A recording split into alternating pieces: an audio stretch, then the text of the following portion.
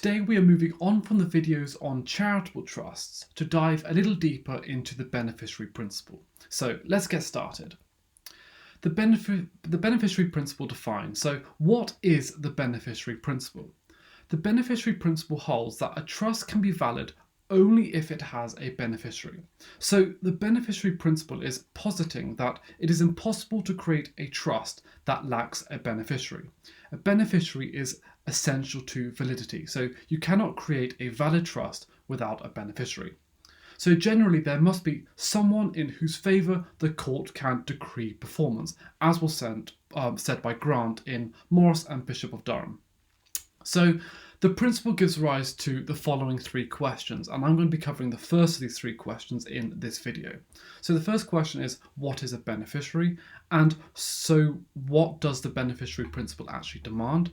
Secondly, is it true that a trust is valid only if it has a beneficiary? So is the beneficiary principle an accurate description of our law? In other words, does our law reflect the beneficiary principle or not?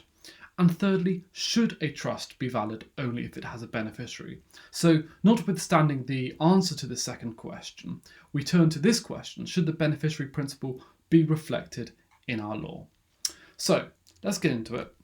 And the first question is, what is a beneficiary? Okay, so for the purpose of this video, there are two different understandings of what a beneficiary is, and therefore two different versions of the beneficiary principle.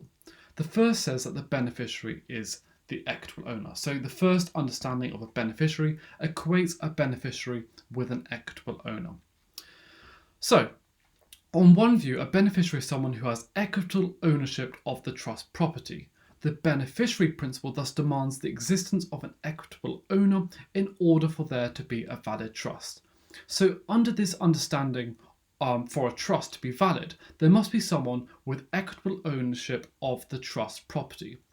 It is of course beyond contention that in order for the trust to be valid, there must be an individual or individuals that have legal ownership of the trust property. That person is a trustee. So it is beyond doubt that a trustee is essential to the validity of a trust. So what this demands then, in addition to a legal owner of the trust property, so in addition to this trustee, there must also be an equitable owner of the trust property. Okay?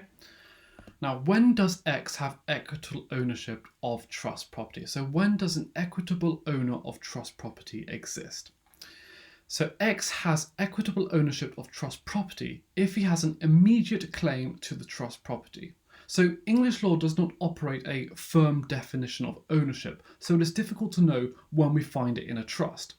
But most commentators hold that an individual has equitable ownership of trust property if he has an immediate claim to that property. So in other words, someone who has an immediate claim to trust property can be viewed as the equitable owner of it. X has claim to trust property if he can avail himself of the rule in Saunders and Vautier from 1841. So they then hold that an individual has an immediate claim to trust property such that they can be viewed as the equitable owner if he can avail himself of this rule in Saunders and Vautier.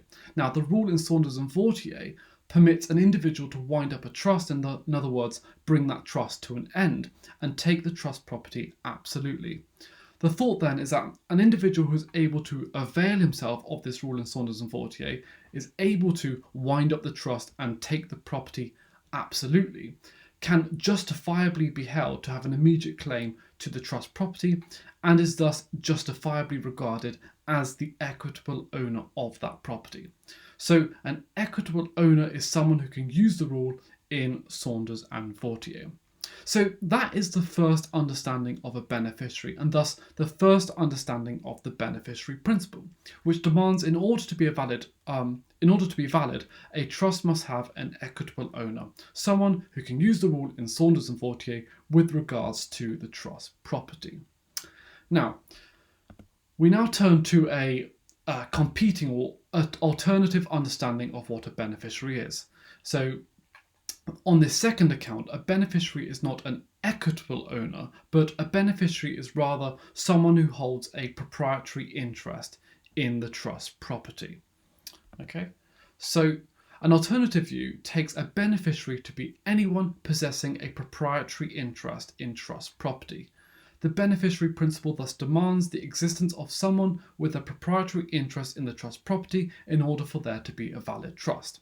What is meant by proprietary interest is a matter of great contention. So what is said in the next slide is certainly not beyond debate. So let's take a look at it. When does X possess a proprietary interest in trust property? X possesses a proprietary interest in trust property if it is at least possible that the trust property will be paid out to him. Now, Patrick Parkinson, in his article Reconceptualizing the Express Trust, does offer an alternative view to this, but that debate is beyond the scope of this particular video. So for today's purposes, we will work with Nolan's understanding of a proprietary interest. This definition tells us that where there is a possibility that an individual will have trust property paid out to him, they can be said to have a proprietary interest. So this definition embraces those who will certainly receive trust property, but also embrace those who will possibly, but not certainly, receive the trust property. While the equitable owner of trust property necessarily has a proprietary interest in it, the converse is not true. So, as we saw previously, an equitable owner can use the principle in Saunders and Vautier to wind up a trust to take the trust capital for themselves. So an equitable owner of trust property certainly has a proprietary interest in it.